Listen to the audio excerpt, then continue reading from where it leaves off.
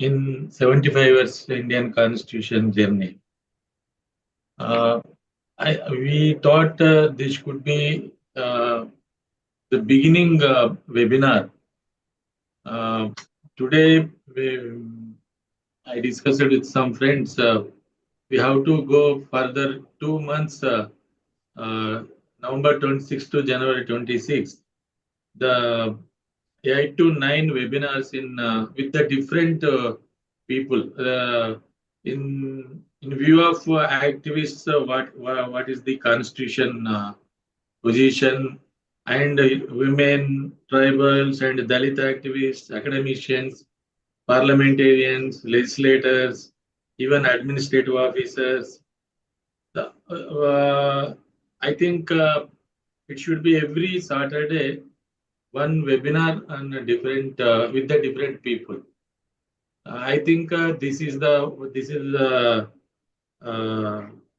inaugural and overall understanding of 75 years constitution, to understand the overall position of implementation of constitution, whatever thing. I think welcome to all. I welcome a very great judicial luminary and our retired Supreme Court judge, my elder, like my father, the Justice Sudershan Reddy Garu, sir. I welcome to Rajshekar Vundru. He is a Additional Chief Secretary of Haryana. He will be a moderator. Then Shubham Kumar from Supreme Court is a senior advocate, and he is study on caste and related constitution, all those things. I think. I don't find his name. Where is he sitting? Sir, I think. The name is Shubham Kumar, please respond. He's right now. Yes, sorry. Sorry, sir. Could you repeat the question once more? Yeah. I asked where Mr. Shubham Kumar is sitting. I'm at my house, sir. No, your name is not displayed. Therefore, I have. Oh, okay. Some other name is there, M.R. Darok or something like that. Okay, he is visible. Yes, he's very much visible. In the sir, he is visible. You are Mr. Shubham Kumar, isn't it? Yes, sir. I am Mr. Shubham Kumar. I hope the name is fine right now, or no? It is. We can read you, Shubhamji. Okay. Really? Anyhow. Sir, doesn't matter at all. I think this meeting is the in Indian context is a very important thing. Then I will say something about Sudershan Reddy Garu. Sudershan Reddy Garu is belongs to Hyderabad. He worked in High Court of Hyderabad, the United Andhra Pradesh. Then he appointed Supreme Court judge in 1995. 1995 appointed as a Hyderabad High Court judge. Then he Mr. Laxmaiah appointed Gauhati Supreme Court in 2005. Laxmaiah, Sir. Once you said he is a former judge of the Supreme Court, it's more. Sir. Thank you, sir. Sir, another thing I want to tell the people, there are so many people and this thing. Sudershan Reddy Garu gave a remarkable judgment, I think, Indian judiciary. On Salva Judum, Nandini Sundari petitioner, she filed a petition, and it's a very important judgment, right to life, and so many issues raised in the even fraternity issue also. When Ambedkar told so many times about fraternity, he expressed so many issues. Very crucial questions in the Constitution. Sir, thank you, sir. Welcome to you. Thank you. Then, Thank you. I will hand over to Sekhar Vundru. He will moderate this meeting. Thank you. Thank you, Laxmaiah. I'm really privileged today to be the part of this discussion. And it's a great beginning for Center for Dalit Studies and all the friends around here that we have Justice Sudershan Reddy Garu here with us. That when Justice Sudershan Reddy Garu here with us, we have on the other speaker, Shubham Kumar, a very young a scholar and a practicing lawyer. So between Justice Sudershan Reddy Garu and Shubham Kumar Garu, there's a huge passage of time. Now, how the outlook would be, that's a very interesting, maybe we can look forward. And when we are talking about Shubham Kumar is a lawyer from and a researcher and practicing at the Supreme Court. He has done his LLM from university called University of Windsor in Canada. And he's consistently worked on the law and constitutional aspects of social justice, and a more apt person today to be with us. And his articles have been published in journals which are related to caste and social justice aspects. So we welcome him. And today's title of the discussion is 75 Years of Indian Constitution and Social Justice Jurisprudence. When we are talking about social justice jurisprudence, a spew of judgments come in front of us, starting from Champakam Dr.Raja to Indra Sani's judgment, and now recently a series of judgments, and which have in fact resulted in a successive series of constitutional amendments, from the first ever amendment after Champakam Dr.Raja to the amendments of the after Indra Sani for the scheduled caste and reservation promotion, then 81st, 82nd, 85th, a series of amendments. So there is how the way the jurisprudence looks at the social justice aspect, where I'm restricting social justice maybe to Article 15 and 16.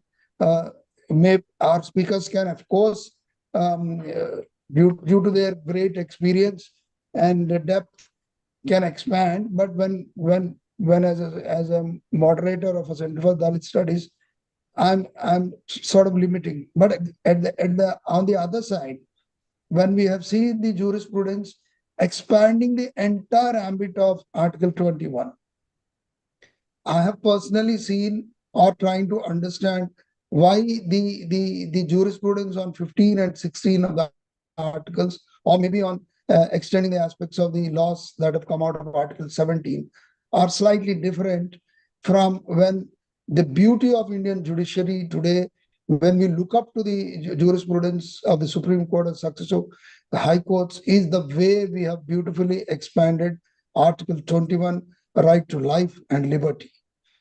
With these few words in the beginning, I would request Justice V. Sudershan Reddy Garu to initiate the talk. As Laxmaiah said, this is one of the first of the series of the talks on the 75 years of the Constitution. We are eagerly waiting, sir. And after which I'll request our young Shubham Kumar over to Justice V. Sudershan Reddy Garu. Thank you so much, sir. Mr. Rajshekar, why can't Shubham start? As you order, sir. As you order, sir. I would like Shubham to. ji, over to you. Please welcome. Welcome. Thank you so much. Maybe I would be inspired to say a few words after his. That's so nice of you, sir. Good evening to all esteemed guests. Justice B.R. Reddy, former judge of Supreme Court, whose judgments, whose professional journey we as lawyers and also as academician we have closely seen, and there's a lot more to come from Justice Reddy, and we hope that there's more academic learnings that we can have from you.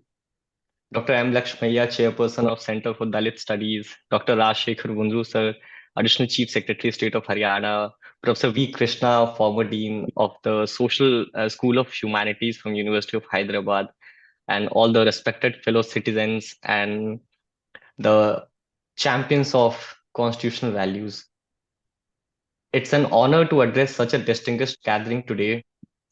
Today, as we gather to observe the Constitution Day, I think we are not merely marking a date on our calendars.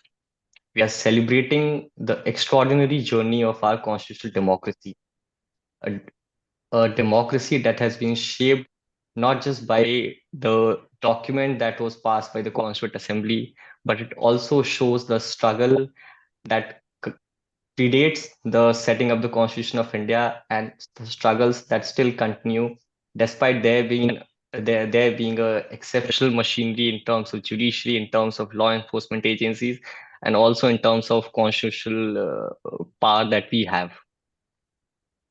At the center of this journey stands the Supreme Court of India, not just as the highest judicial authority in the land, but also as a vigilante of the Constitution, a staunch protector of liberty, and an enduring pillar of social justice. For 75 years, the Constitution of India and the Supreme Court, they have gone far beyond resolving legal disputes and finding answers to the questions of law.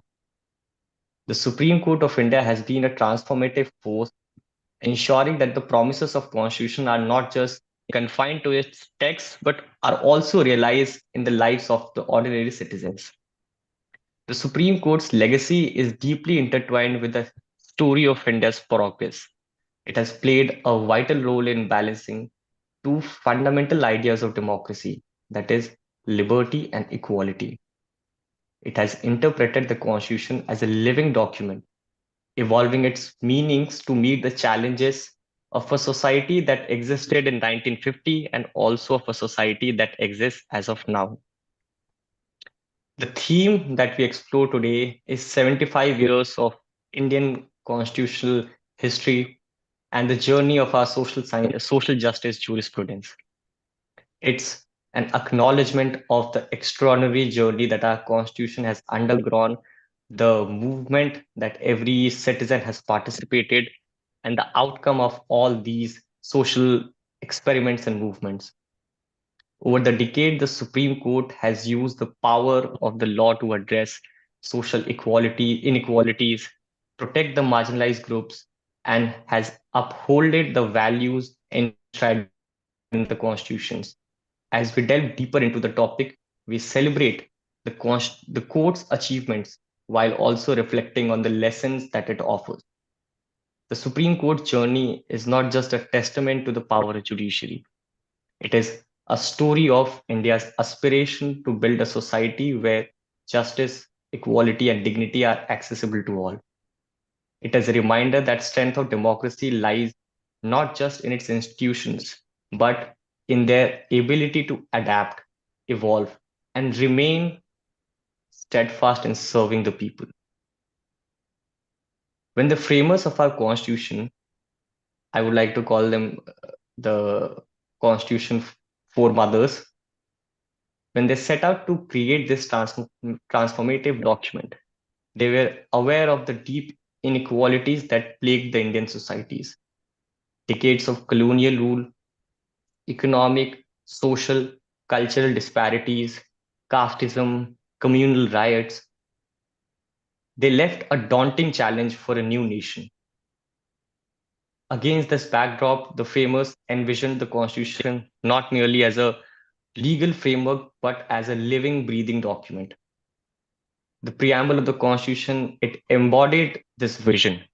It declared our collective resolution to secure social, economic, and political justice. This commitment is not just abstract, it's grounded in actionable principles in the form of DPSP, that is, Directive Principles of State Policies. These principles envision a welfare state where the dignity of every individual is upheld and economic and social opportunities are equitably distributed, from promoting equal pay for equal work to advocating for free and compulsory education. The DPSPs laid the groundwork for social justice as a constitutional mandate. However, the framers were also realistic. They understood that no document, however visionary, could by itself overcome centuries of oppression and inequity. The promises of the Constitution would remain aspirational until a vigilant judiciary actively interpreted its provisions to meet the evolving needs of society. It is here that the Supreme Court of India became the linchpin, breathing life into the constitutional ideals and transforming social justice into a cornerstone of Indian democracy. In its early years, the Supreme Court adopted a relatively cautious approach, often deferring to the legislature and executives on the question of governance, social justice, policy. This restraint in the initial years was partially due to the need to establish the judiciary's legitimacy and also a scheme of independent democracy. A significant case, as discussed by Dr. Rajshekhar Vundru, in this phase was the state of Madras versus Champakam Durai Rajan. This case tested the Constitution's commitment to social justice as it involved the reservation of seats in institutions, education institutions for disadvantaged communities. While the court struck down the government's order for reservations on the grounds of inconsistency with Article 15, the case prompted the first constitutional amendment, which explicitly allowed for reservations under Article 15, Clause 4. This laid the foundation for affirmative action policies, signaling judiciary's role in reconciling competing constitutional principles like equality and social justice. Later in 1970s and 80s, a period that was marked by political turbulence, it also marked a transformative phase for the Supreme Court of India. This period exposed the fragility of constitutional freedoms and underscored the need for a robust judiciary to act as the guardian of individual rights and liberties. Emerging from this dark chapter, the Supreme Court adopted a very assertive and an activist stance. It reinterpreted constitutional provisions to safeguard democracy and champion the rights of marginalized community.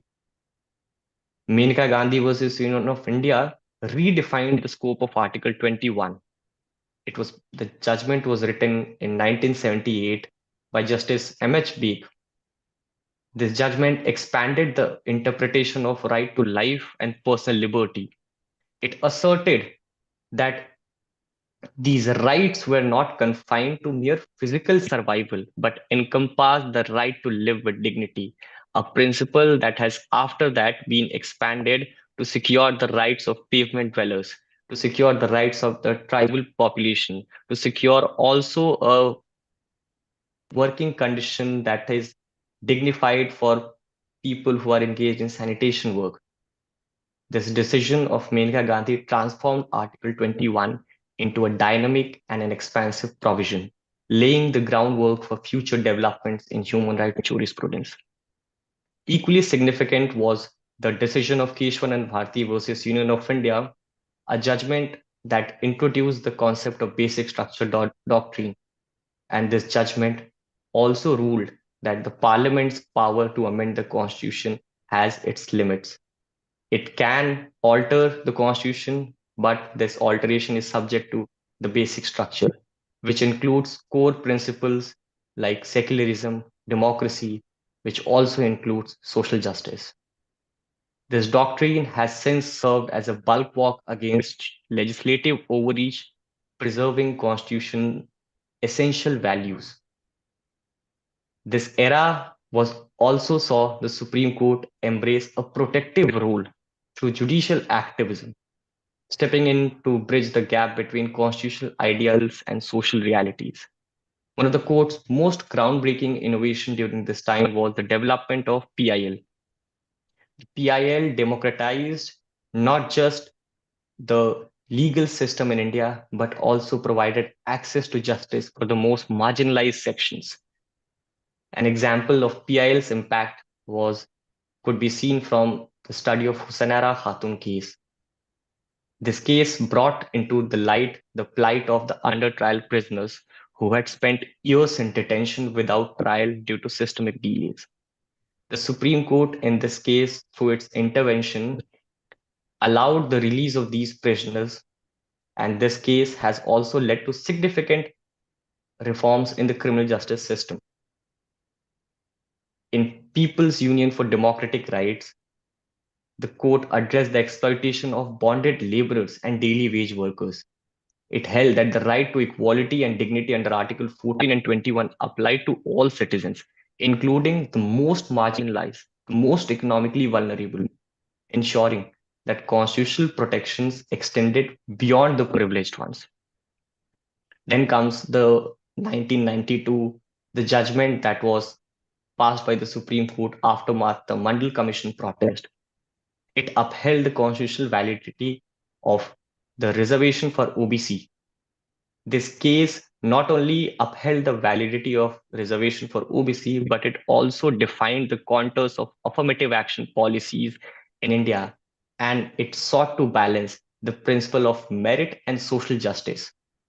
The court not only upheld the policy, but also clarified that such an exclusion of that it is subject to the exclusion of the creamy layer to ensure that reservations remained a tool for empowerment rather than a tool for perpetuating inequality. Through these judgments, the Supreme Court emerged as a beacon of hope.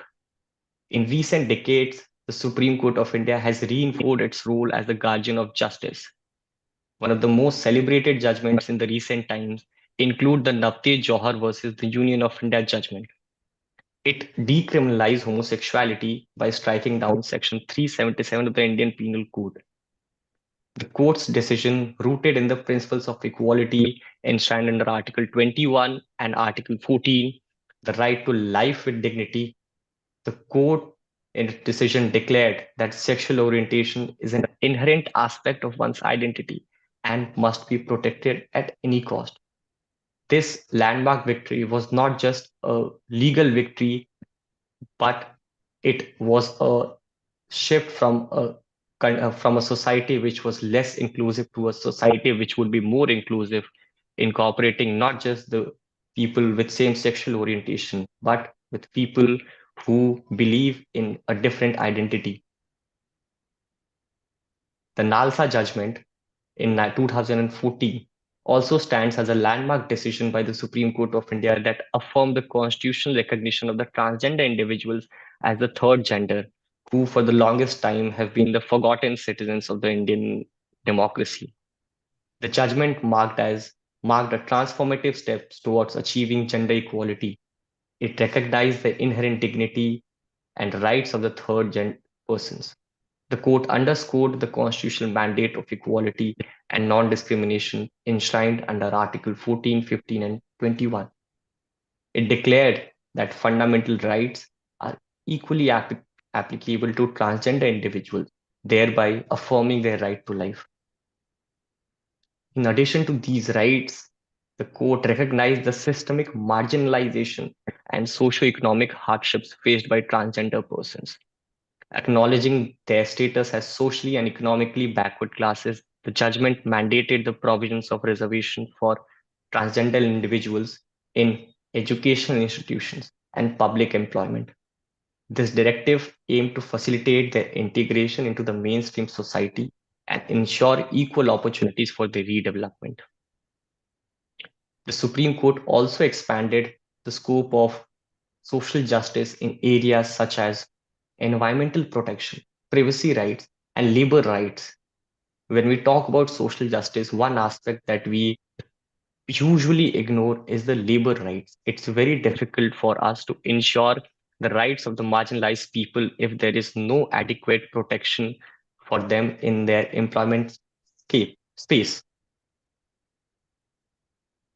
The court, through through series of judgments, which included one in 1997, that is Samata versus State of Andhra Pradesh. It is less discussed judgment, which upheld the rights of the tribal population over their land. It prohibited private companies from exploiting tribal land for mining purposes. This judgment later on led to the drafting and the passing of the Indian Forest Rights Act. Similarly, court's interventions in cases like MC Mehta and Union of India has consistently emphasized on the importance of sustainable development, balancing economic growth with environmental conservation and protecting the rights of the people whose livelihood is directly dependent upon the environment. These judgments have underscored that social justice is not a static ideal, but a living principle that must evolve with society's needs. In its continuous endeavor, there are certain institutional measures that Supreme Court has taken over a period of years.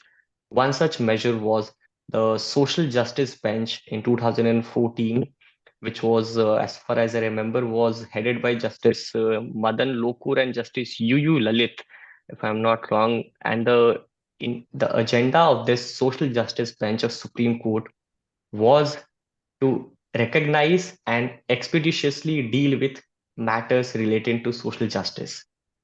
This bench focused on cases involving critical socio-economic social justice issues of marginalized groups, the labor rights, the environmental protection, and also of related to access to justice. This bench dealt with series of cases relating to midday meal schemes, the plights of manual scavengers, the bonded laborers, the homeless individuals, compelling the government to come up with remedial measures and policies that effectively protect their rights. This institutional innovation by the Supreme Court addressing the structural barriers to equality and justice, it went beyond the process of adjudication. This, in a way, showed that an institution can also have heart when they are going beyond the prescribed work that they have been assigned to. That is, when we think of judiciary, we think of adjudication. The impact of Supreme Court social justice jurisprudence has, if we put it in a quote, has nothing been short of revolutionary. It has reshaped the legal and societal landscape of India. There's been judgments that have transformed the society, Indian society. There have been judgments that have constrained the power of the bureaucrats and those who are at helm of law and order. It has ensured the rights such as life and liberty, equality and dignity are not merely theoretical guarantees, but are tangible realities for the millions. By giving voices to the marginalized and disenfranchised, the court has functioned as a champion of inclusivity. The very recent judgment by a bench headed by Justice B.R. Gavai, wherein the usage of or abuse of power by the constitutional office holders have been deprecated and have been severely looked down upon, also reinforces the same belief. The Supreme Court has reimagined law as a dynamic instrument for social change rather than merely interpreting statutes, and has embraced the concept of transformative constitutionalism. Yet, despite its monumental contributions, the Supreme Court's journey in social justice has not been without challenges, and there are multiple reasons behind the same. There are significant hurdles, that is, the gap between the judicial pronouncements and their implementation. While the pronouncements and interpretation of law is squarely within the scope of Indian judiciary, however, their enforcement lies with the state machinery. And this gap sometimes creates a rift between the society and sometimes renders the Supreme Court judgments merely a quote unquote a black letter law uh, in its ethos. One such example could be the consistent intervention of Supreme Court in matters related to the plight of manual scavengers or tribals. However, despite series of directions and constant monitoring, it has been seen that we walk outside of our houses and we will see people going into sewers and cleaning them manually. Despite having been achieved greater things in science and technology, it's a blot in a constitutional democracy to see that people from particular caste and particular community are being sent and forced to sewers to clean them manually. It is something that as a democracy that's 75 years old, we have to think it's a food for thought that there are millions of children in our country who neither have access to food, they neither have access to proper vaccination, nor they have access to any form of state protection.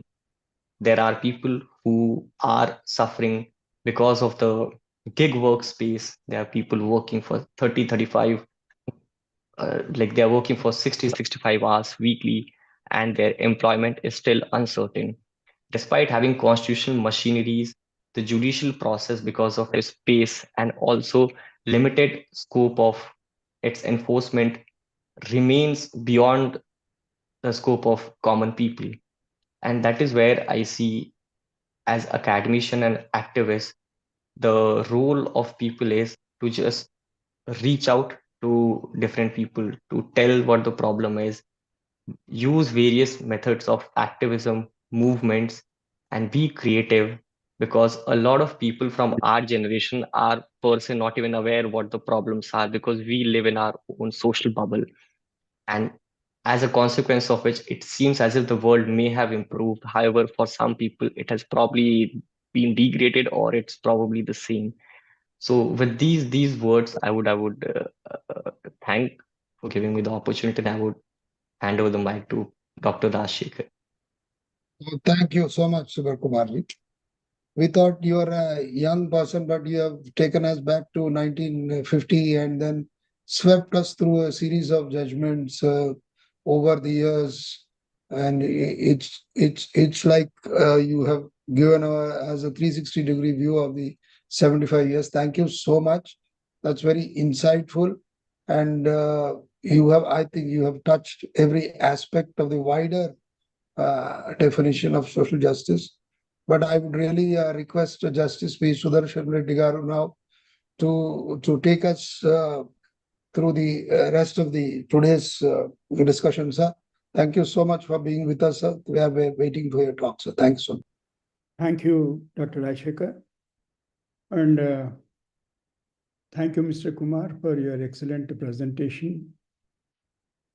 And it was a music to my ears when you started speaking about the directive principles of state policy, about which I do not hear much nowadays since last more than a decade, barring a couple of occasions. It's a package. Directive principles is a package of nothing but social justice. And we have traveled a long way from one Ranganatha Reddy, who was a bus operator, private operator in the state of Karnataka. The routes were nationalized, and even the carriage, the buses were taken over. For the nationalized routes, no compensation was paid, but whatever compensation was paid only to that particular property which was taken over. Now we are told by the Supreme Court there is nothing like resources vesting with the community. According to the latest Supreme Court judgment, if I have read it correctly, material resources of the community can never be in the private hands. That means whatever property or whatever resource you have, it doesn't belong to the community, but to the person concerned. It completely and diametrically runs opposite to the constitutional scheme. And when you look at the whole of the constitution as a compact, we realize the importance of the directive principles. So we have traveled from Ranganatha Reddy to the present, where the authors, they were great and eminent jurists. Justice Krishna Iyer and Justice Reddy. Reddy spoke and expanded the theory propounded in Ranganatha Reddy by Justice Krishna Iyer in Sanjeev Coke, where the coke industry was nationalized. And unfortunately, I won't say anything much bigger than that, much harsher than that. The names were taken and snide comments were made that they were reflecting the economic policies of the bygone era. And we must read it in the context of a recent writ petition filed and rightly dismissed by the Supreme Court, making a complaint against the expression socialism and secularism in the preamble to the Constitution, which were inserted by the 42nd Amendment. Thank God. Thank God. These days, if some such thing comes from the Supreme Court, we are happy and proud that once we were part of that great institution. You have surveyed the major case law reflecting the social justice, prison reforms, and incidentally mentioned about the directive principles of state policy, which provoked me to make this comment. Well, it's not an occasion to make an analysis of all the judgments recently rendered by the Supreme Court, including Ayodhya,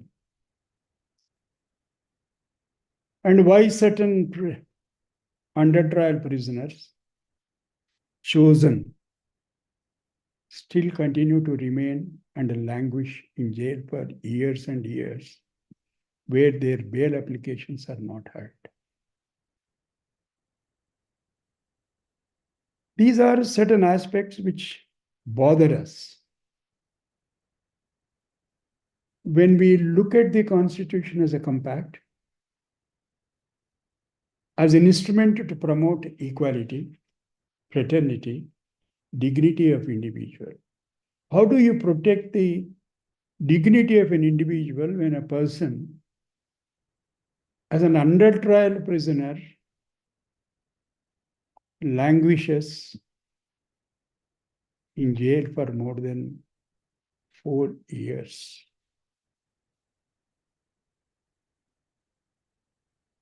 And some of them, we have another side of the story. In that Bhima Koregaon case, 60,000 pages charge sheet is filed against the accused. I'm not going into the merits of the case since it's pending trial. I don't have to express my views, even if I have some view about that, because respect to the court. Judges were directing since the last 2 years to translate that charge sheet, which is in Marathi, into English and supply it to the accused, which is their guaranteed basic right. 2 years, and the court helplessly sits as a spectator. So how do we understand this? Did we ever realize what was the history of the Constitution? Some people labor under the wrong impression that a Constitution making started with the formation of the Constituent Assembly, ending with the day 26th January 1949. It's not so. The fight for Constitution and the constitutional rights began as early as 1895 when the Congress Party was formed, International Congress. The then International Congress was. there were two streams, parallel streams. One was going on the political side, and they were also busy in drafting the constitutions, the draft constitutions. And the constitutional developments and the reforms undertaken by the British, unable to withhold the pressure from the people. Ultimately, the constitution has taken shape, reflecting all these ideas and ideals for which we were fighting for more than about 100 years. And I'll be failing in my duty if I don't make a particular mention about Baba Saheb, whose professional life became inextricably intertwined with the constitutional reforms in India. He was the only one individual who traveled all the way, both in public life and as well as in his participation in the Constituent Assembly debates. That's why I think recently I think Jadhav used this expression. Dr. Ambedkar has a tryst with destiny. Tryst with destiny is the expression and the phrase which has become famous, as all of you know. It was Panditji's first lecture while unfurling the national flag.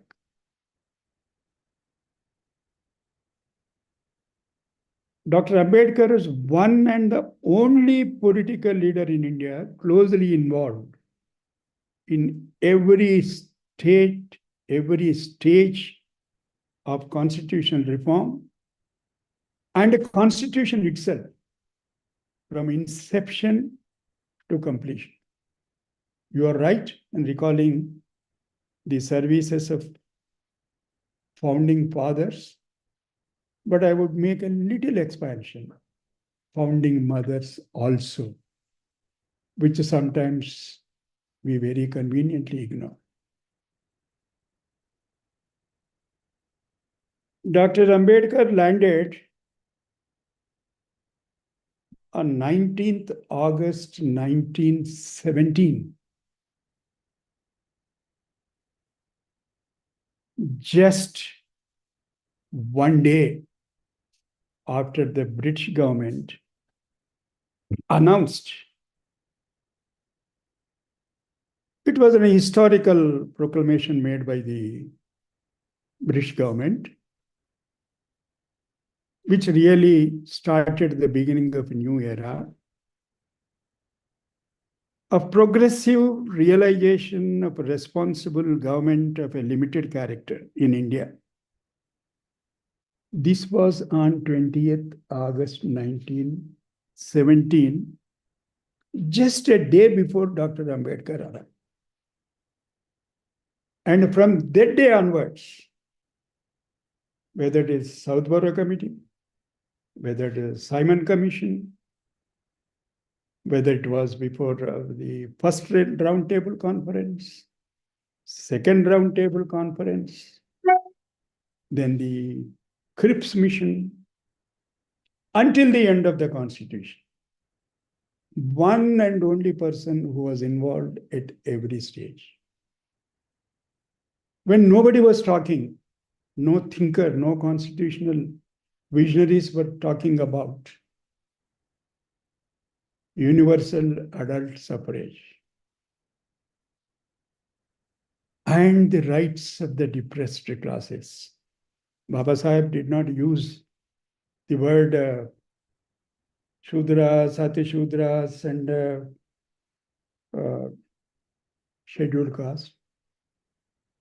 But largely it was presented as depressed classes. These two things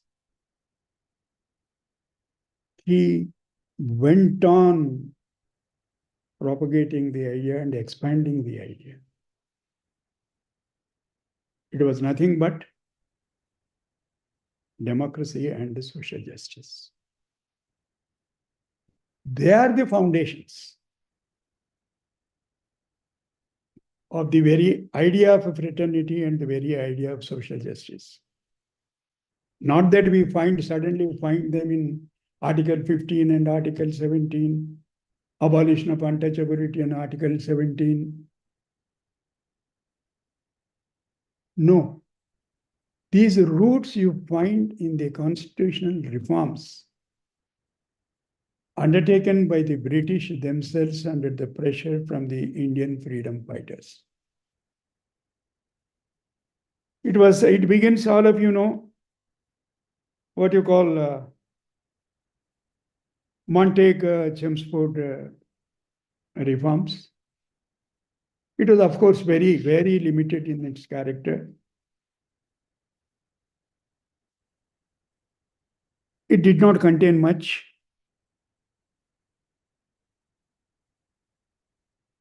But the formation of the Indian National Congress in 1885 and their pleadings had its effect on the Montague-Chelmsford reforms, suggested reforms.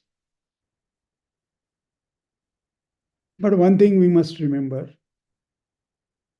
that the Congress Party as it stood then was talking about the issues mostly political in nature, but declined to make any comment about the prevailing social conditions in the country. In fact, I think Dada Nauroji, in his presidential address in Calcutta of 1886, immediately after his formation, said,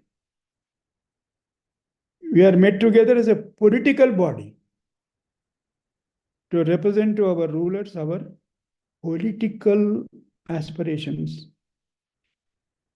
and not to discuss social reforms."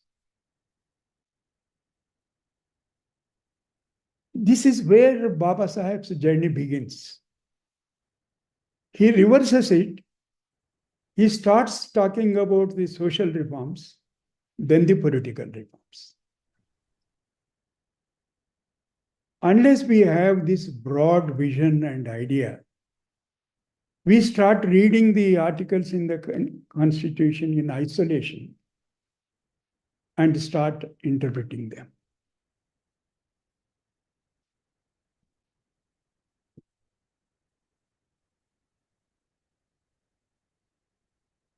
We need not go into that question that there were moderates and extremists in the Indian National Congress. Sometimes the extremists gaining dominant influence in the functioning of the Congress from 1905. Then formation of the Muslim League on 30th December 1860. What does it indicate? It indicates henceforth the attitude and the representation, petition, prayer, these were the things that were prevalent at that time before Gandhiji's arrival on the scene. Henceforth, the response would be communal in nature. Muslim League takes one stance and the Indian National Congress takes another.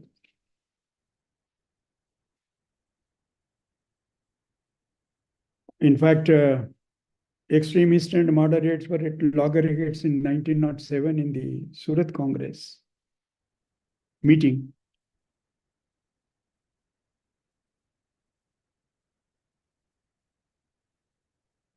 Then comes the World War I. British decided to use the Indian armed forces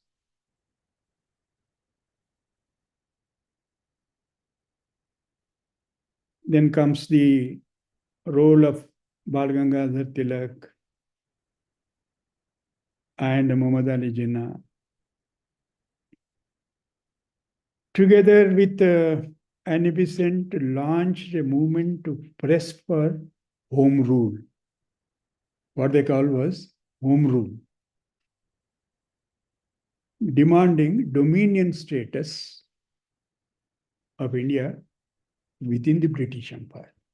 This is how the constitutional developments have taken place in this country. Though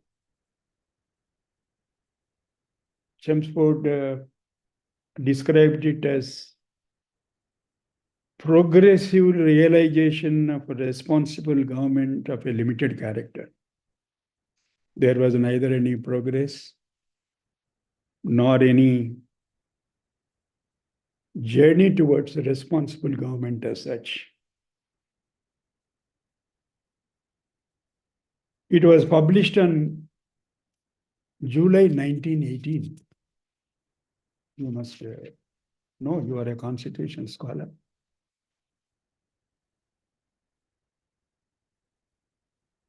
But the British went on saying we will travel towards the progressive realization of responsible government.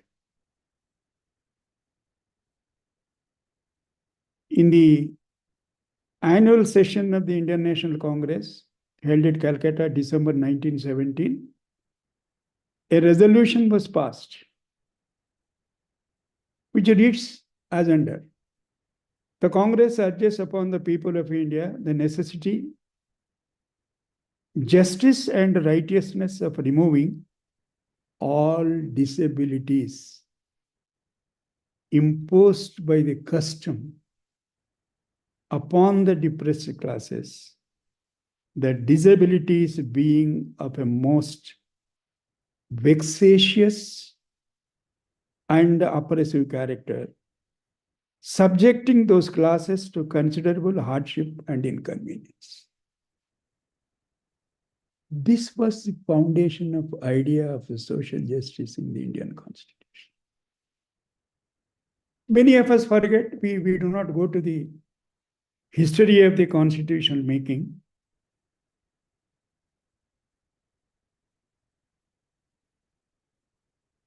This made Dr. Ambedkar to react. No Congress president has referred to the question of social reform in his presidential address since 1898. That means 18 years. It was even contrary to its declared policy. Then he poses a question. What made the Congress to take cognizance of the untouchable? Was it because of a change in its angle of vision? Or was it because of an ulterior motive? Dr. Ambedkar concluded, there was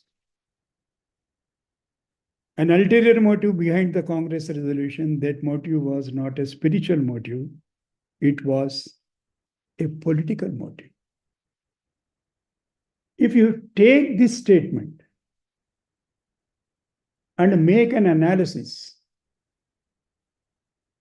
how the decisions are made by the policymakers, not with any spiritual motive, but exclusively based on political motives. And how many times you and I refer to you because you belong to my fraternity, others also may be there, but successfully unraveled this, that this particular policy measure is nothing but a camouflage, and it is really political in nature.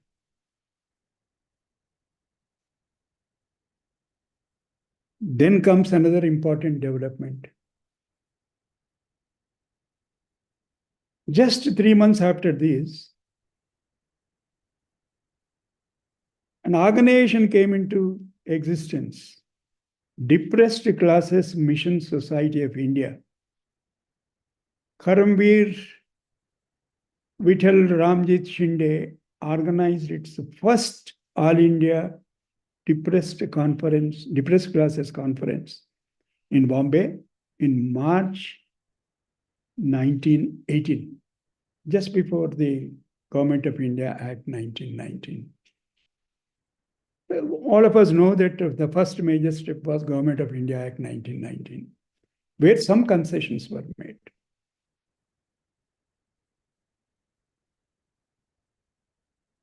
Where persons like Sir Chandravarkar appealed to the conscience of the country to remove the blot of untouchability. Incidentally, while speaking at the conference, Lokmanya Tilak said, if God was to tolerate untouchability, he would not recognize him as God at all. You know, he was a very firm believer and considered to be a right-winger in the freedom movement. He made this statement. These are the foundations, basics on which the whole concept of social justice is inbuilt into the Constitution. It did not suddenly appear on the scene. What happened in that conference? A manifesto was issued to the effect that they would not observe untouchability in their everyday affairs.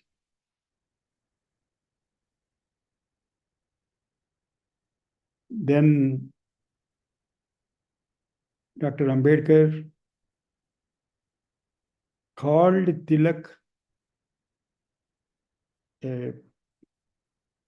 because Tilak refused to sign that document. A political radical, but a social Tory. Tory is a conservative. Anyhow, that comes 1919 Act. It gives.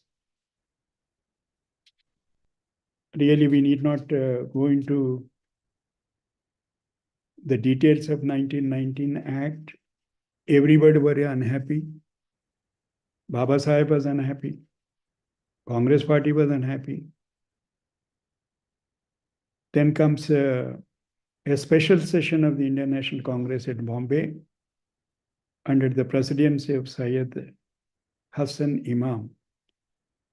They have openly declared it was disappointing and unsatisfactory.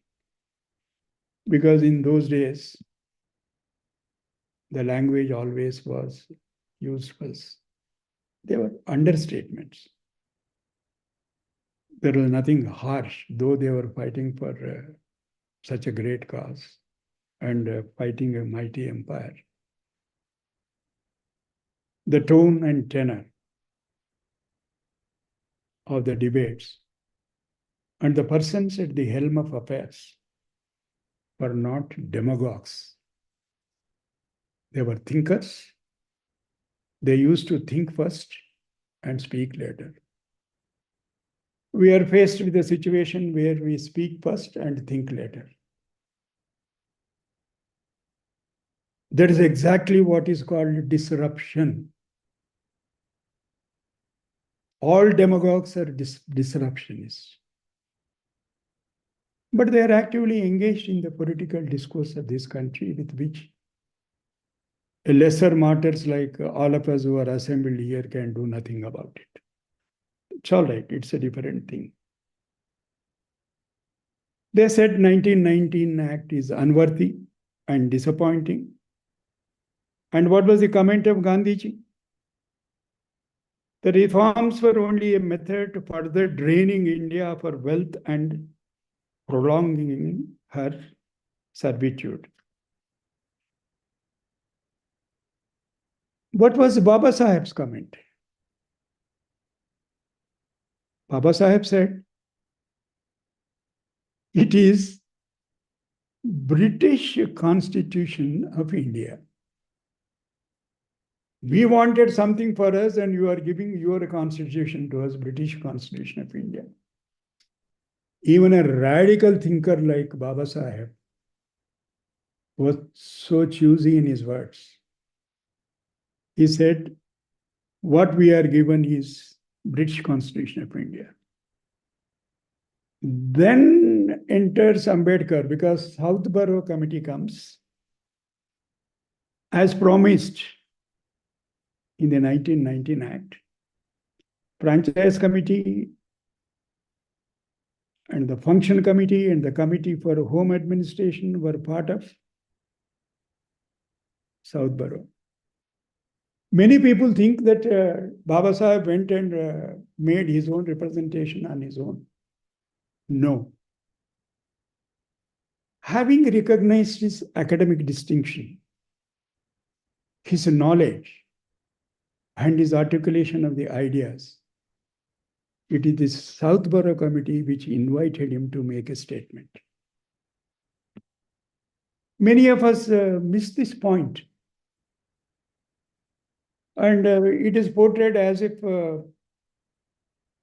Ambedkar was just roaming in the streets and he went and made a statement before Southborough Committee. No, he was invited. Of course, along with some leaders of Untouchable.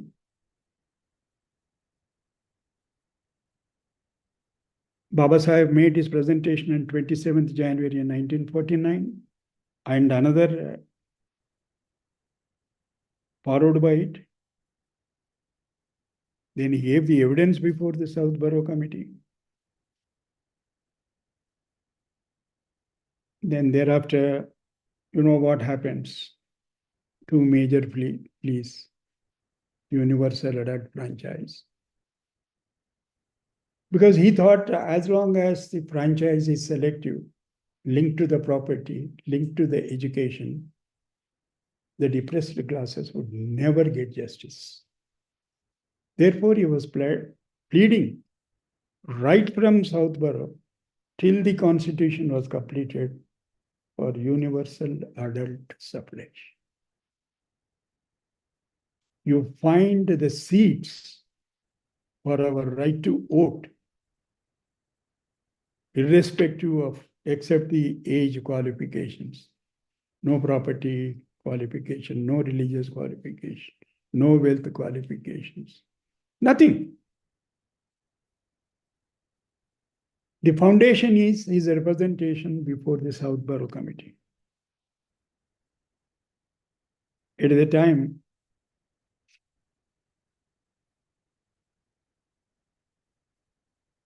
he was professor in the Government College in Bombay. He has written a letter to the Times of India under a pseudonym, because he could not have used his name because it was a government college where he was a professor.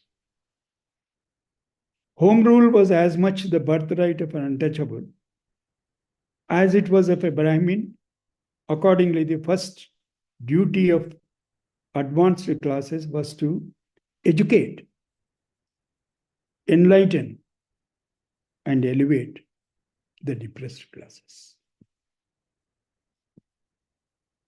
It is not all of a sudden he started speaking about the reserved states, adequate representation to the depressed classes,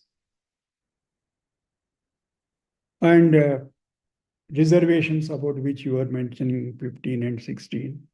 No, it did not happen that way. Right from 1919, he's talking about it. And there is no major event of any constitutional reform, proposed reforms, without his participation.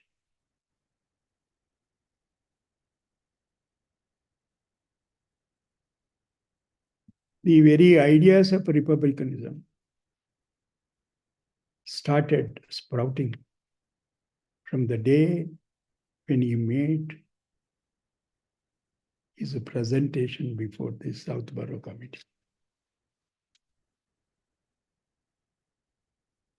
Then you know what happened. The Congress decided not to contest the elections in 1920 under the Act, Government of India Act. Mahatma Gandhi gave a call for boycott. though the parliament was inaugurated on 9th January 1921,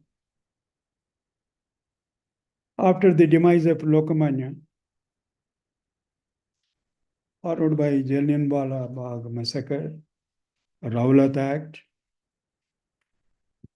directly enters Gandhiji after release from the prison, and that's the time when he joins the Indian National Congress and elected as its president.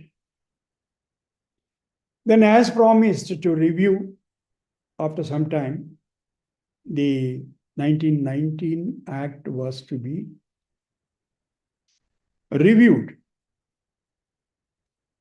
Therefore, Simon Commission.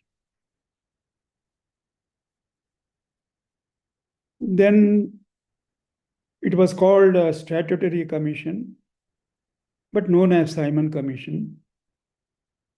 What was the purpose? To assess constitutional reforms. Did we achieve anything out of 19 Act? Or there is any further need for reform? It exclusively contained only British elements and none of them Indians. And they have started working their business. And all of you know, then there was a call to boycott.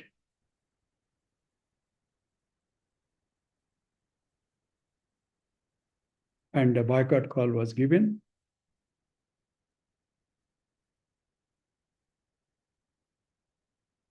Then it was followed by widespread hardals and violence,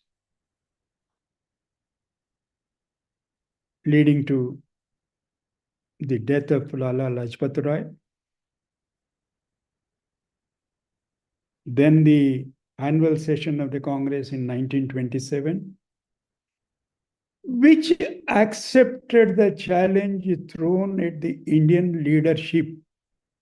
Because the Simon Commission said, all right, you are not happy with our draft. If you have the guts, you produce a draft of Indian Constitution. The freedom fighters have accepted the challenge, leading to an all-party meeting in February and May 1928. That Congress committee was formed under Motilal Nehru to draft a Swaraj Constitution of India. I don't have to go into the details. We are already talking about more than, I don't know, I must have taken already about 40 minutes. Then the challenge was accepted, a constitution was drafted. That was the constitution where speaks about the fundamental rights, speaks about federalism, speaks about the idea of constitution, the unity of the nation, secularism, everything. But you know what was view of the Baba Saheb on that? It's good. But what is the fun of having fundamental rights and basic rights without having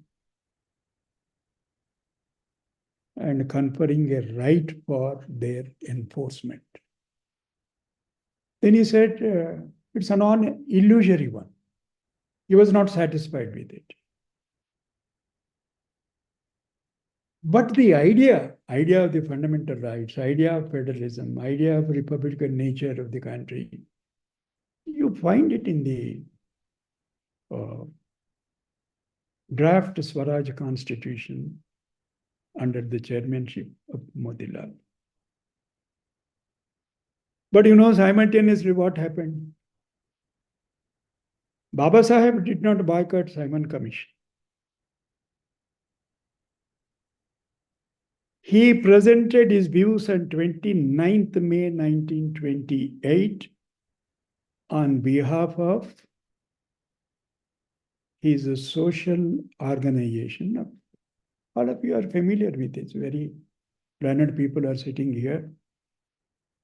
Bahishkrit Hitakarini Sabha.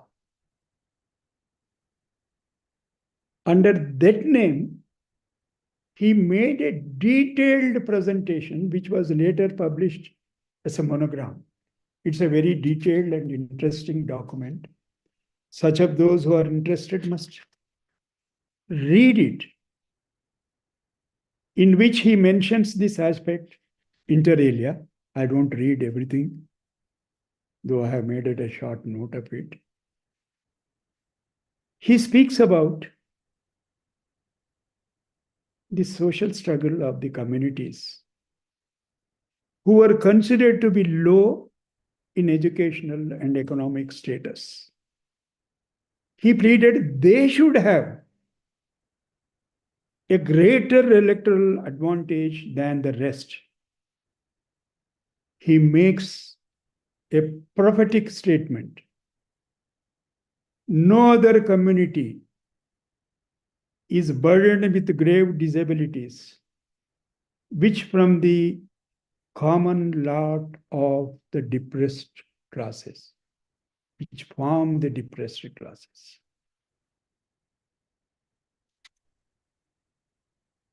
Then he gave a roadmap as to what the Constitution ought to be, what this Hyman Commission is expected to.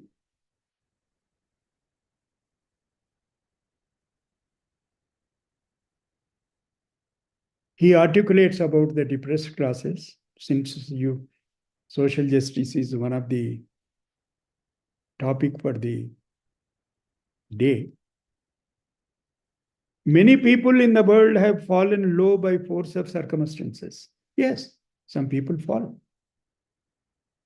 But having fallen, they are free to rise, and they have risen. The depressed classes, on the other hand, form a solitary case of people who have remained fallen because their rise is opposed to the religious notions of majority of their countrymen. He speaks and articulates two values here, constitution values. One is a secular, and the other is social justice. Therefore, the foundations of social justice and secularism, which are nowadays have become some sort of a taboo, found their echo for about 100 years, particularly after the entry of Baba Saheb on the scene in 1919 by way of his making his presentation before Southborough, then before the Hyman Commission.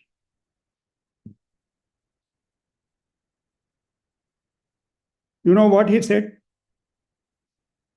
This practice, the worst form of social tyranny ever known to history.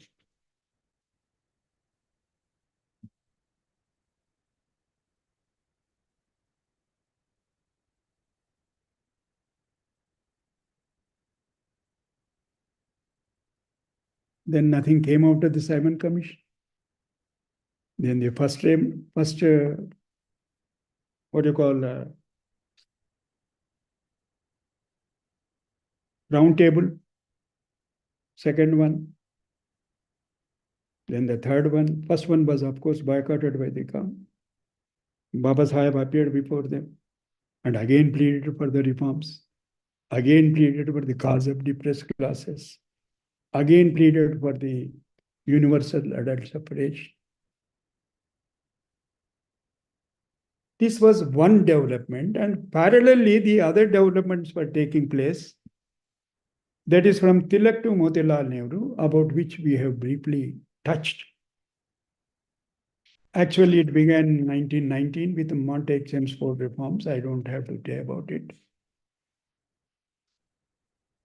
Then three important milestones. Noteworthy among this efforts were Swaraj Bill of 1895, Commonwealth of India Bill of 1925, and Motilal Nehru Report of 1928. Swaraj Bill is nothing but plea for home rule by Annie Besant. Of course, even that was described as the first articulation of constitutional imagination by Indians. Nothing happened. Of course, it also talked about freedom of speech and expression, equality before law, right? But it also speaks about right to bear arms. Nothing came out of it. Then Commonwealth of India Bill of 1925. There was All Parties Conference of 1925, presided over again by Annie Besant. Several amendments were proposed to the earlier bill, Swaraj Bill. But it almost resembled a full-fledged constitution consisting of 127 articles, a section devoted to the fundamental rights, which entirely included freedom of expression, gender equality. First time this question comes under the presidentship of Annie Besant, gender equality, and the right to elementary education, which just now was mentioned by my illustrious predecessor speaker. Right to primary education, which it's found its place in the directive principles of the state policy, you find the foundation in 1925 Commonwealth India Bill.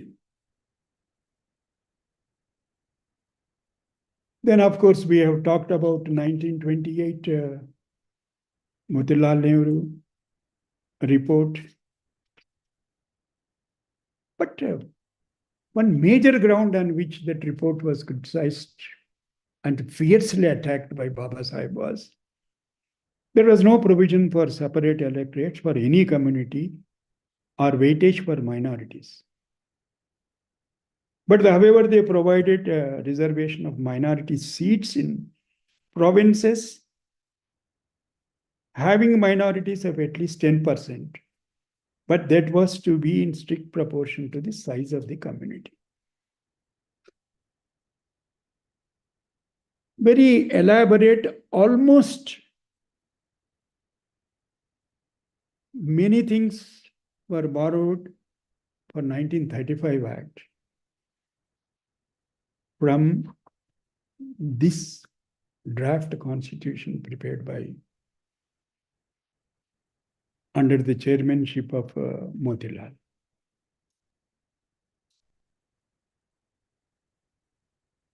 Baba Sahib criticized it for two reasons. You speak about the minorities, but you don't speak about anything about the depressed classes.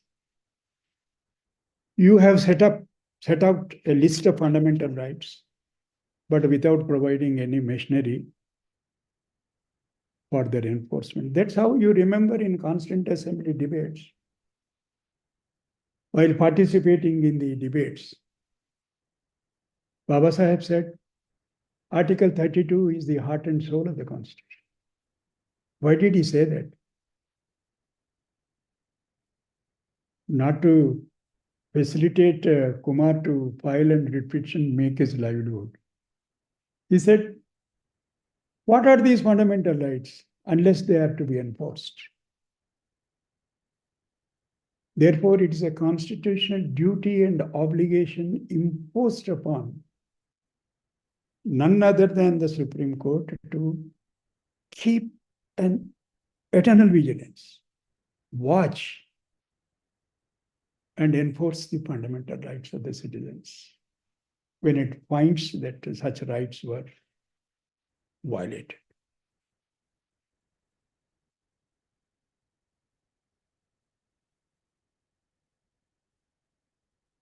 Then comes the quest for Purna Swaraj, Lahore session of 1929, where this home rule business, limited governance, and everything was given up.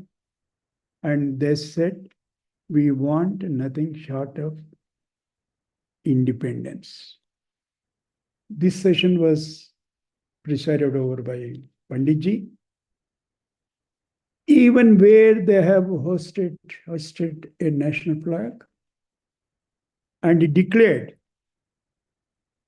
which we are celebrating today as a Constitution Day, since the Constitution was not there, since they were talking about Purna Swaraj, 26th January as Independence Day.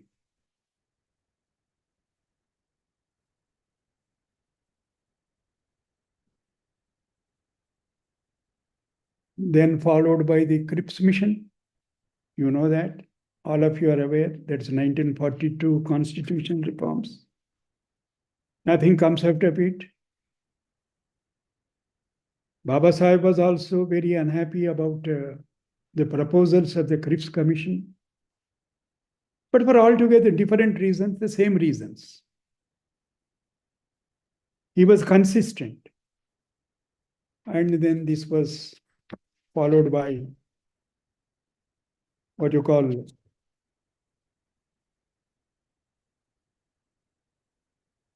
the Constitution of the Constituent Assembly.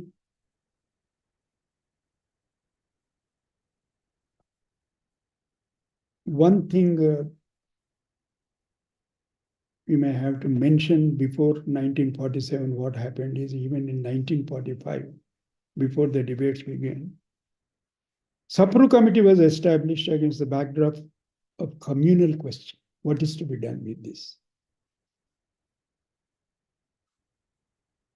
But while dealing with that question, Sapru Committee also introduced a range of fundamental rights. And many of them we find today. Then comes the cabinet mission of 1946. Because by the time the British have realized nothing is going to come out of this limited governance business, we have to travel towards granting full and complete independence and proceed to draft a constitution. Dr. Ambedkar issued his response to the cabinet mission in 2 monographs in 1946. Same thing again. You are ignoring the cause of untouchables, and you are not clearly spelling about the Constituent Assembly, whether there would be any place for the depressed classes in the Constituent Assembly. Then the criteria which you have adopted is false. And also, of course, he made its own suggestions.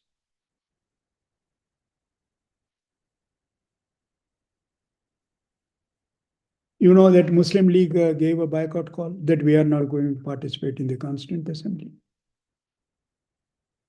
Yet the Constituent Assembly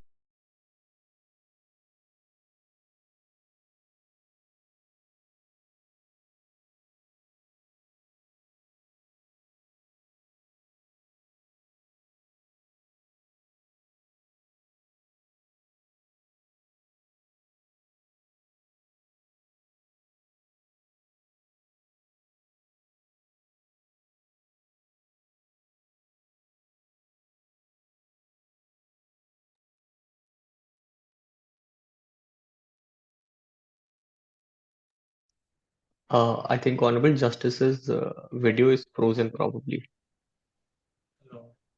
Yeah, so it seems, yes.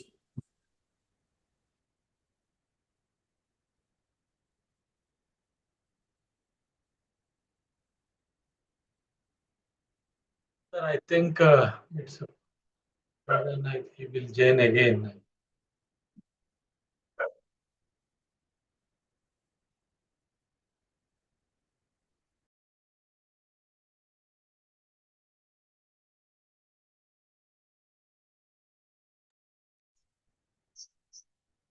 Yeah, it is frozen.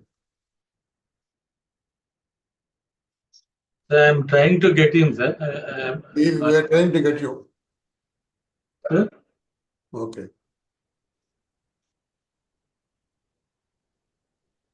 No, not that. It's very interesting, sir. Very interesting. Okay.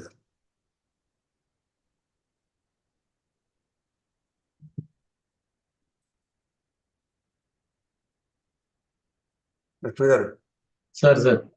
అది మీ మనే connect చేయాలి. ఇది wait. మనం పంపించింది ఉంటుంది sir, రీచైన్ కావాల్సింది.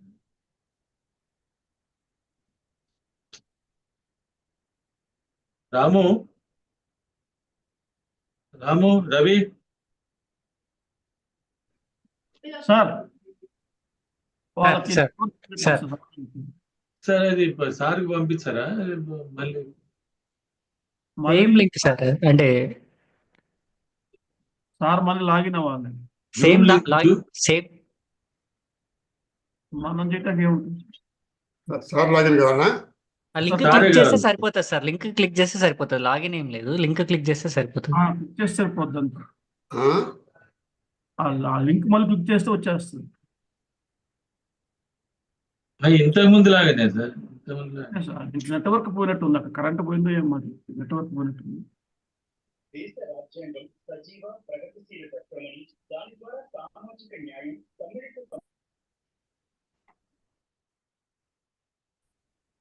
sir, please wait. I am trying to get in. No, sir, you have to log in again. Okay.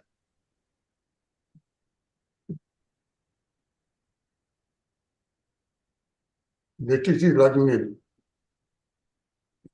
Again.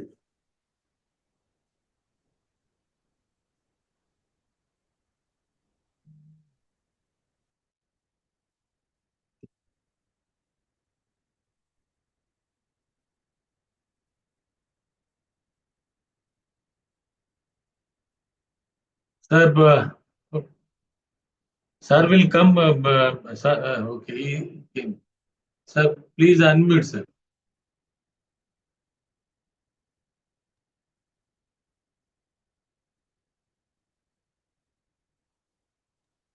Unmute yourself, sir.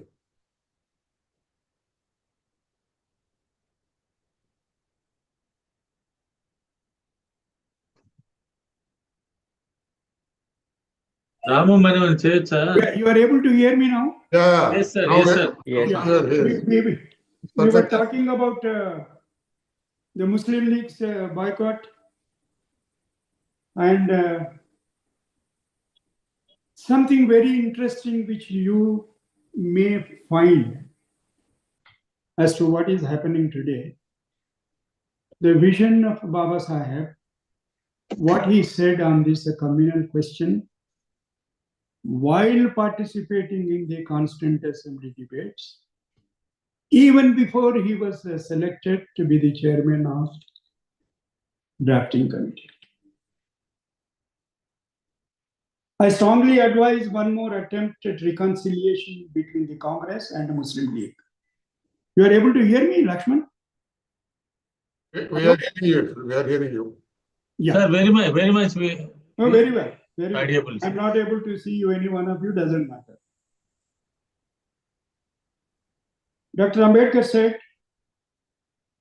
when deciding destinies of nations, dignities of people, dignities of leaders, and dignities of parties ought to count for nothing. The destiny of the country ought to count for everything. We must also consider what is going to happen with regard to the future if we act precipitately. Dr. Ambedkar said, addressing on this communal problem, first surrender by one party, secondly a negotiated peace, and thirdly open war. At this point, he deployed a twist. He said that he has been hearing from certain members of the Constituent Assembly that they are prepared to go to war, and that he was appalled at the idea of solving the political problems of this country by the method of war. I hope all of you are hearing. Hello? వినపడుతుంది sir, వినపడుతుంది. Yes, sir. We can వినబడుతుంది hear sir, you. Clear గా ఉన్నారు sir. It is not me, it is Dr. Ambedkar saying. Yeah, He is speaking of today. yeah. He is speaking of yesterday, today, and tomorrow. He said that he has been hearing from certain members of the Constituent Assembly that they are prepared to go to war, and that he was appalled at the idea of solving the political problems of this country by the method of war. Quoting Edmund Burke, he cautioned that if any steps were taken to resolve the Hindu-Muslim conundrum by compelling the Muslims to submit to the constitution, possibly prepared without their consent, this country would be involved in perpetually conquering them, that is, the Muslims. Dr. Quoted again, Ambedkar quoted again Edmund Burke. At the end of his speech, it's easy to give power. It is difficult to give wisdom. Let us prove by our conduct that if this assembly has arrogated to itself sovereign powers, it's prepared to exercise them with wisdom. That is the only way by which we can carry with us all sections of the country. There is no other way that can lead us to unity. What a statement it was. It is easy to give power, difficult to give wisdom. Thank you, ladies and gentlemen. And I'm sorry for taking your invaluable time. But I thought this version should be placed before an informed gathering like you. And I am done.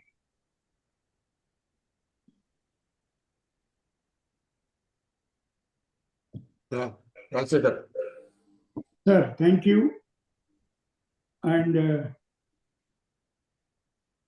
there are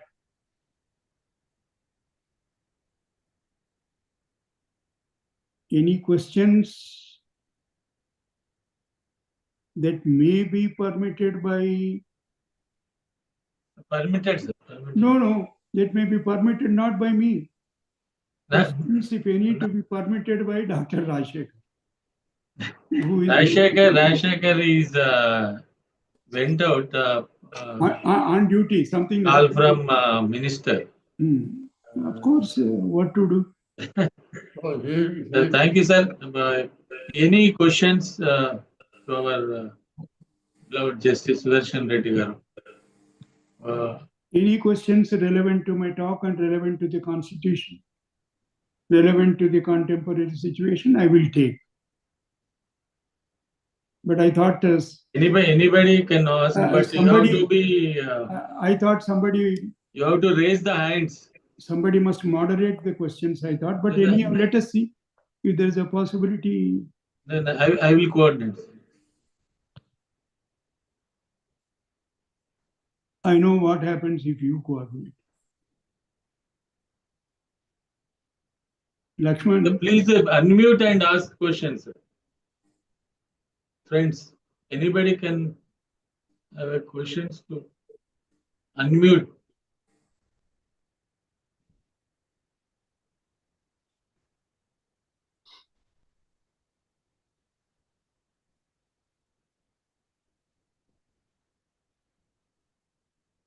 Ramu, Sir, please ask them to raise the hand so we can unmute themselves, or we would They can do it by themselves, sir. They can do it by themselves. If anybody have any questions, please unmute yourself and you can ask your questions, please. Very well, Lakshman, there are no questions. And we are done for the day. And thank you. Thank you. Thank you very much, sir. I think for Sudershan Reddy Garu gave us canvas overall before Constitution and what happened now itself. He indicated a situation with the Ambedkar court. I think Shubham Kumar also gave something.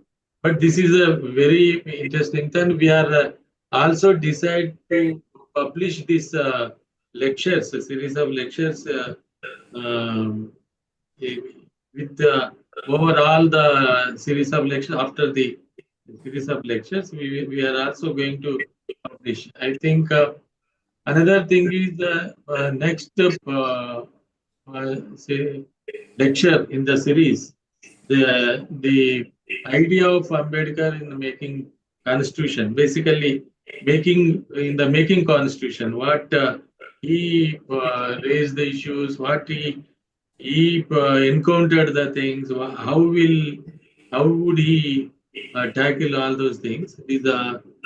And then we can decide all the topics in future. They must be divided into topics because yes, sir. Sorry, we are thinking in the view of different people, sir. It's an ocean. Yes, sir. The activist view on constitution implementation, then women groups or tribal groups or Dalit groups or academicians or parliamentarians, or we decided 7-8 topics, sir. The first topic, next topic will be the Ambedkar idea, but in detail. Sir told so many things. Henceforth, Lakshman, henceforth I will only be a listener. Yes. Henceforth I will only be a listener, I said. I said whatever I had to say. Yes, of course. That's why we going to thank you very much. But I'll participate and ask questions. Definitely, sir. Please. Thank you very much for all whoever attended this webinar. Yeah, please, I say line. Hello. It went on very well, but for the this is Arun Khote. Interruption. Okay, Arun. Yeah, I'm really thankful to Justice Reddy. The whole thing, it is a really eye-opener before all of us, because we all thought about the process of constitution has been started just only after when the process of independence started. But you really opened, it's an eye-opener situation that you have given the whole history, and that micro detailing you have given, that is really great for all of us. And I think so that's why we do not have really questions, because we were not on all these processes which has happened during a whole independence period. And I'm really that role of Motilal Nehru and others, that we were really not aware that much.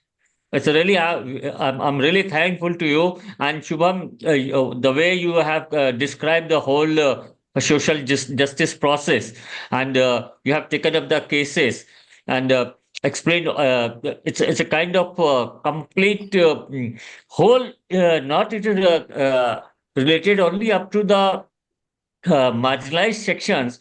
You covered each and every sections. So really, it's a really highly enriched deliberation today, and really it's a make the day.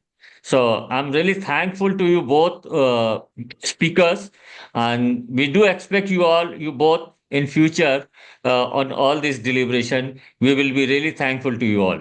Thank you, sir. Thank you, Arun. Hello. Arun Khote from Uttar Pradesh, sir, Lucknow. Hello. Is a 1 minute. 1 minute. Who are Hello. you? One Dr. question. Chaitanya. Dr. Chaitanya. Yes, sir. A small question, sir. Please ask, sir. Please ask. Question addressed to Shubham or to me? To Sudershan Reddy sir.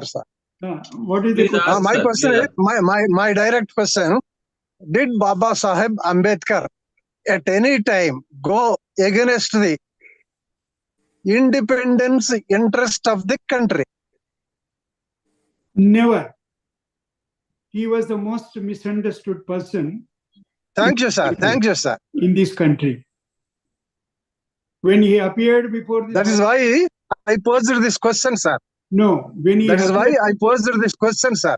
Please listen. Sorry. When he appeared before the Simon Commission, some of them have gone to the extent of saying that he has betrayed the nation without reading what he presented before the Simon Commission. Not a single word in his presentation to the Simon Commission, which goes against the plea of independence and which goes against the demand for freedom. No, never. Thank you, sir. Thank you, sir. Thank you. Anything else? Anybody else? Sir, unmute is a problem, I think, some people. Sir, what role played by Lala Lajpat Rai against Simon Commission? Sir, please tell your name and ask the question.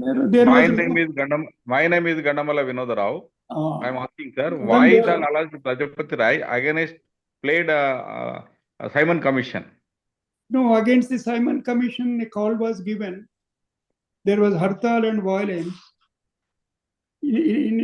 Before that, he passed away, isn't it? Lala Lajpat Rai. Why he showed his heart to shoot? Because of the depressed class demanding some rights, I think. That's why I have quoted Dr. Ambedkar. You may not have heard it. Sir. He was a great political activist, but a social Tory, that is conservative. It was a very mild statement because Tilak was a very towering personality. And in those days, the debates were very civil, isn't it? He couldn't have said more than anything there. Simon Commission came for India. Yes, very positive mode. But Lala Lajpat Rai words are very difficulty to listen. No, I don't think so. But you are right to this extent. He did not say anything special in favor of the depressed classes and did not touch upon the social issues. He was talking more about the political reforms. Sir.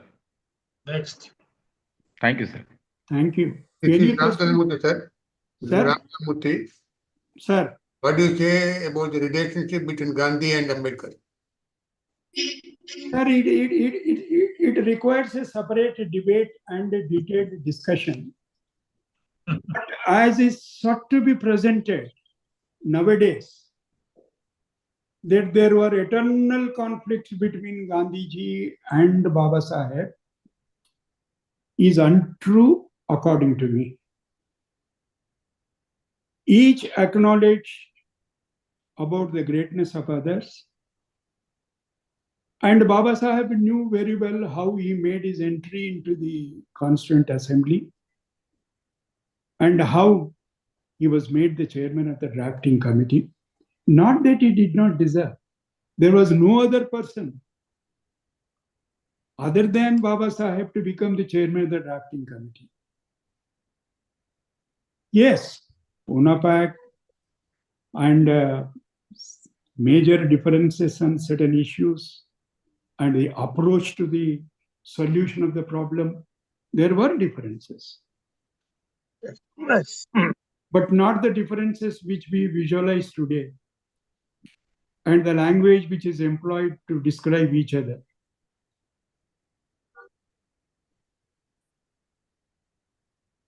Sir, anything else, sir? Mufti Garu? Since it requires a different session, a separate session. Yes. This is enough for now. That should be a topic for discussion. Yeah. Where we make a deep analysis. Yeah. Satish, can you have a question from Jaipur? Satish.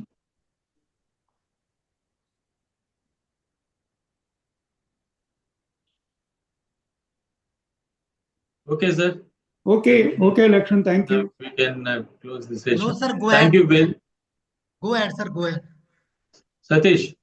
Yeah, go ahead, sir. No question, sir. No question. Thank you. Sir, thank you very much. Thank you. Sir, thank you to all joining the session, and I will look forward to you join series of our lectures November 26th to January 26th. Then another thing we are thinking also is International Conference on Indian Constitution of 75 years. That is also we can announce the dates. We are contacting the people, different organizations. We are on the process. After all the process, we can announce the dates also. But in between, we are going to have a series of webinars from today onwards up to 26th January. 2 months. Every Saturday. Even if we needed, we can organize in between also. That depend on the issues. Thank you very much. Thank you to all. Thank you, sir. Thank you. Jai Hind. Thank you. Jai Thank you, sir. Thank you, sir.